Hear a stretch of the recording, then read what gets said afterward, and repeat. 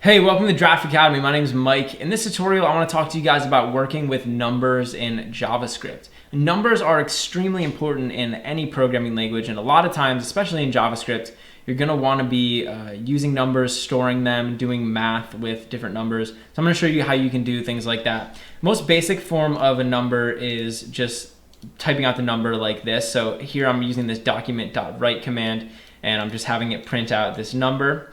In addition to just having a solid whole number like this, you can also use numbers with decimals. So I could say like 3.245 and it's still gonna work. So JavaScript doesn't really care which type of number you use. In certain programming languages, they separate like whole integer numbers and decimal numbers, but JavaScript doesn't do that. So you can pretty much write out, you could write 2 or you could write 2.0, it's all the same to JavaScript. You can also do basic arithmetic with numbers. So I could say 2 plus 2, and JavaScript will recognize that we're trying to use a mathematical operation here, and it'll actually do the calculation and print it out. So you can see we get 4. In addition to addition, you can also use subtraction, division using the /, and multiplication using the asterisk, just like that. And if you want, you can also group different numbers in mathematical equations using parentheses. So you can control things like order of operations. So if I was to say like 2 plus 7, this will do the multiplication first and then it'll add. So it'll be 4 plus 7, so we'll get 11. But if I wanted, I could do the opposite. So I could put parentheses around these guys, and now it'll execute this first, so we'll get 9 times 2, and we should get 18. So using parentheses, you can control like the order of operations and how these get calculated. You can also store these things inside of variables. So if I wanted, I could create a variable over here, and we'll just call it number. And I can set this equal to, a specific number. So we could say this is 6, and then I could actually use this inside of my mathematical equation. So I could say number times 2 plus 7. So this will now be 6 times 9, so we'll get 54.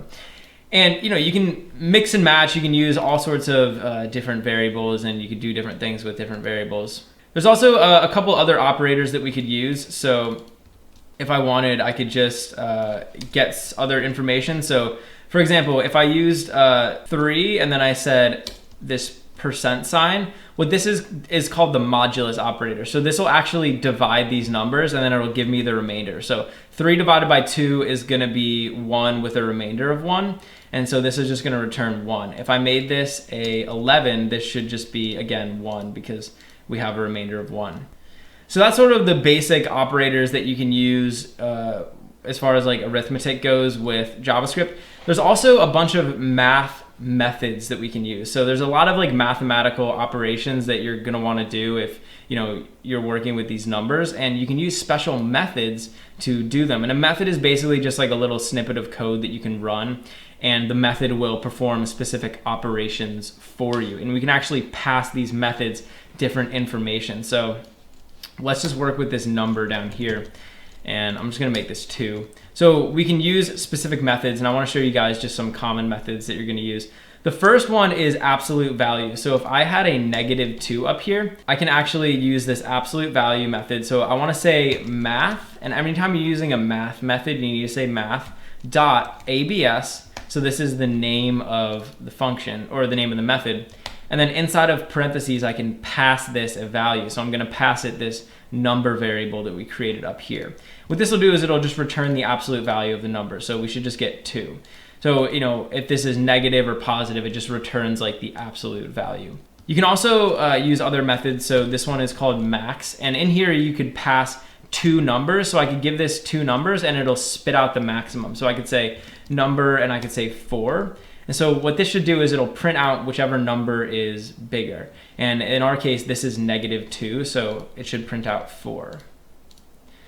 And I could use another method called min, which will do the opposite. It'll print out the minimum. So now it'll print out -2. You can also round numbers. So if I had let's say that instead of a -2, this was like a 2.4, I can use the round function. So I can say math.round.